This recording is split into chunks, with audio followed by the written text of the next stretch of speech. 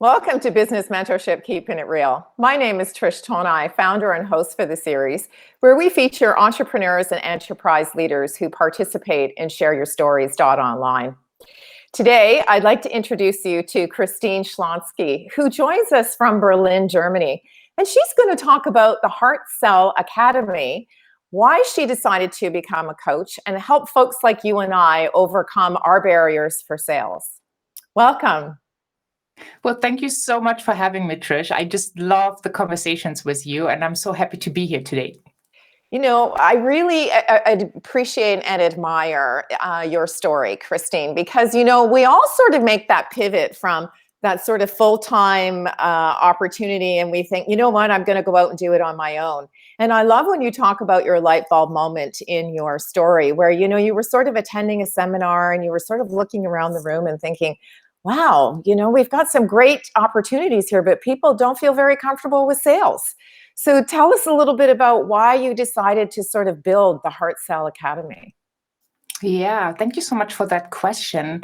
You know, I was looking for a way to kind of free myself. And I was looking for a way to find that freedom, that creation, the possibilities to travel and learn whenever I wanted. And, you know, that was, I would kind of say, like a darker phase in my life because I felt so stuck. And I discovered self-development. And then I became a coach, and I loved everything. And I got so excited. And then I was in that room, and all these amazing people that I had studied with for a year, that I saw their gifts, their talents, their love for other people, and really wanting to help and doing good in the world, struggling with the thought of selling. And I had years back stumbled into a sales job and became quite successful in it. And I felt I was the only one in the room who did not struggle with the idea that obviously as a coach, I need to sell to support other people.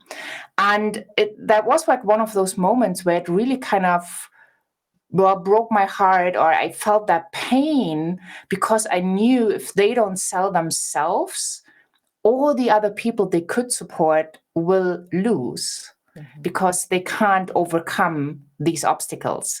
And that was kind of the moment, I think, where the idea was born. It was still vague because I thought I have to reinvent myself now. You know, I've done the sales thing forever, and now I'm a coach. And, you know, I was on this path to complete reinvention of my life.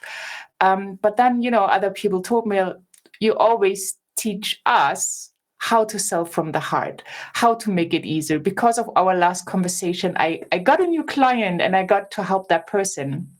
So I had to take, you know, my own medicine Right. and have that courage to say, okay, well, maybe I do not need to reinvent myself.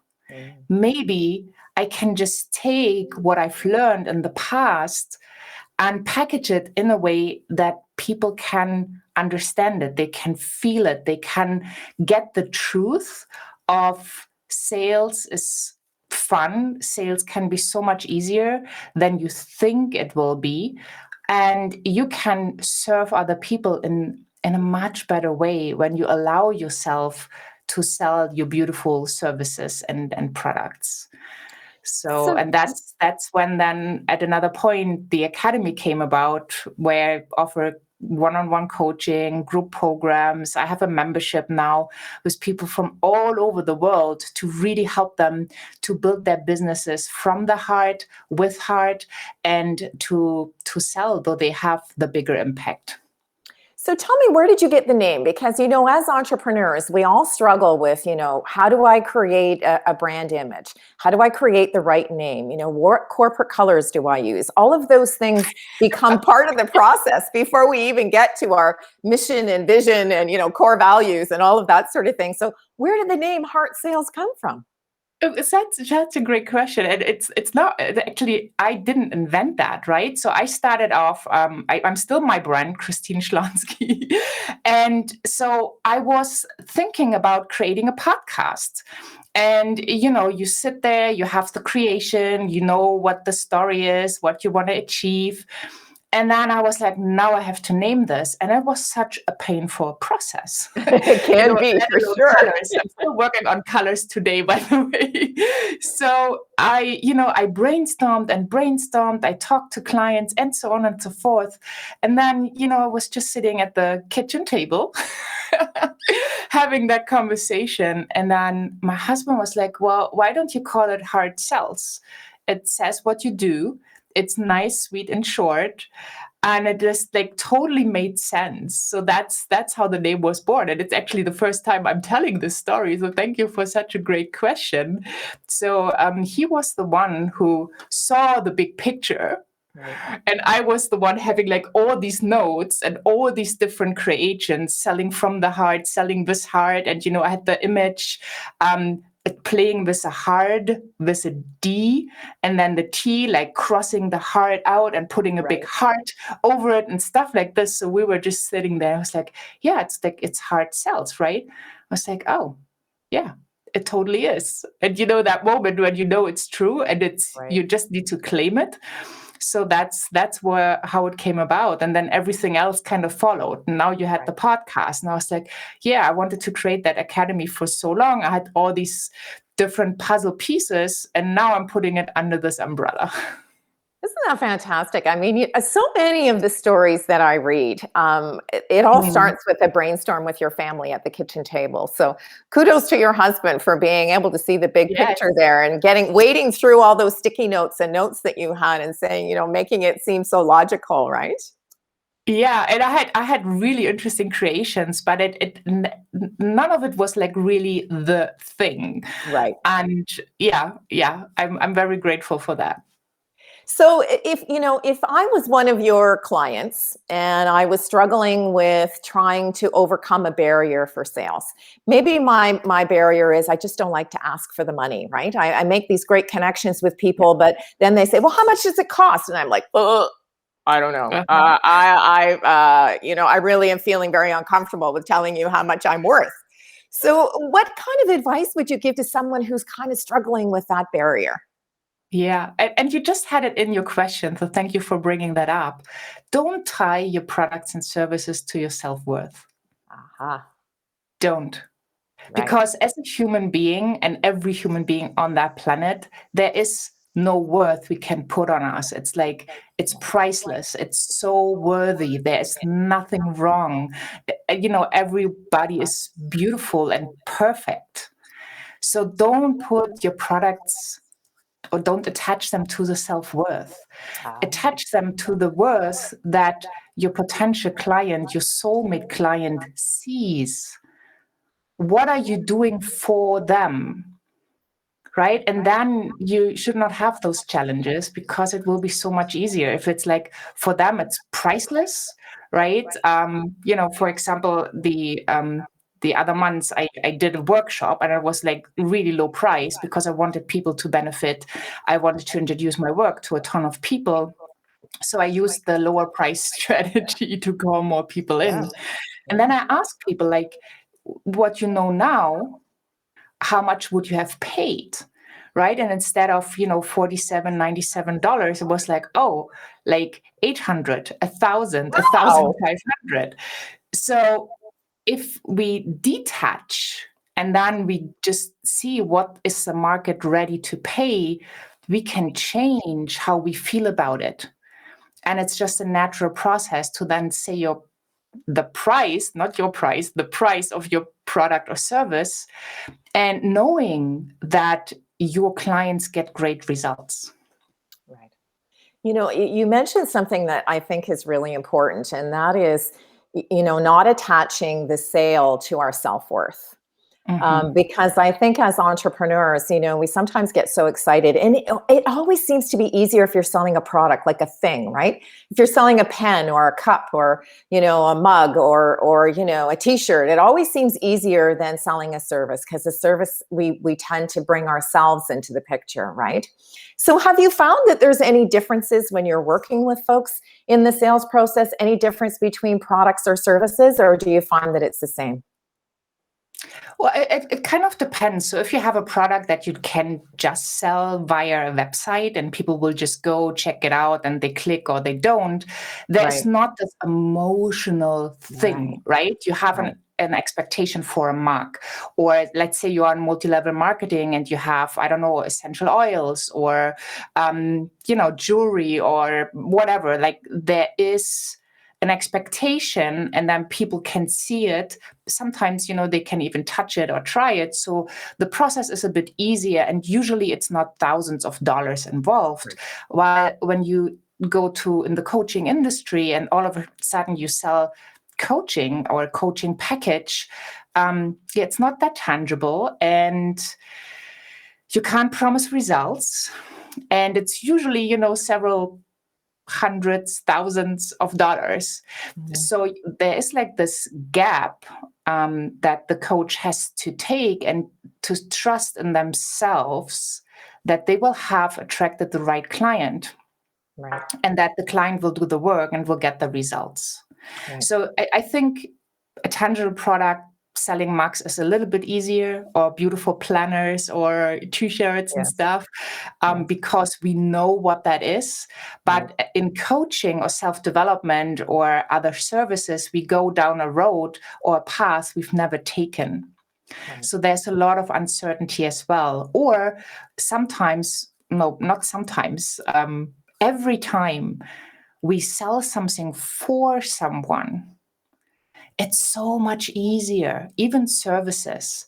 But when it comes to us, that's a different planet, right? And I sold high ticket events for years.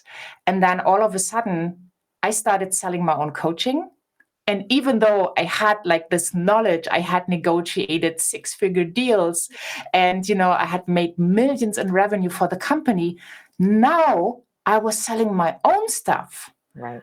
And that changed the picture. Luckily, I had all these experiences. So it was kind of easy for me to shift my mindset and to get really strong in selling my own stuff. But I see it with so many other people who come to me and say, well, I used to sell. I don't even know what's wrong with me. I was pretty good at this job and I sold this for this company. And now I'm not selling anything, or I really, really struggle. I don't know what's wrong.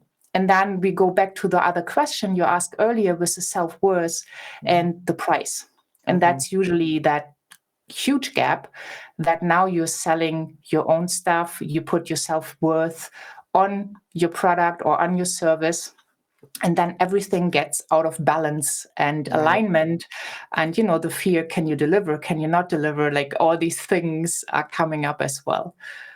So if you had to describe for us who your ideal client would be, because the folks that are listening and viewing this conversation today may be thinking, I should reach out to Christine. So tell us a little bit about who would be your ideal client so these folks can reach out to you. Yeah, thank you so much. So my ideal client is my soulmate client. So someone who is heart-centered, loves freedom, is like an open person and really wants to grow. They have tried a lot of things to sell better, to create a thriving business, but somehow they feel stuck. And it's usually those service providers like coaches, experts, authors, consultants, healers, creatives that are not raised or that did not have the job before to learn how to sell. I have some multi-level marketers as well who just don't like the way they are taught how to sell those Right. products, and they are looking for a heart-centered way. So those people as well. But typically, it's like the coach who creates a package, who has an intangible service, and really, really comes from that place. They want to help. Preferably everybody, and they could do it all day long, so they have trouble charging as well. And they would just give their life for coaching or what they do. They love it so much, and they really feel sleazy or slimy just by thinking of selling. They don't want to be that slimy, sleazy car dealer person that we mostly associate with selling. Right. So one of the things that we do in our guest blog is we ask folks to share 3 words of advice. And your 3 words of advice are sales and is love. And I know that you've mentioned quite often throughout our conversation today about the word love. So tell us how sales is love associates with their business community and how we can actually do this better. Yeah. So when you really think about it, when you serve someone with all you are, with your heart, with your positive intentions, and you really, really care, you send out love.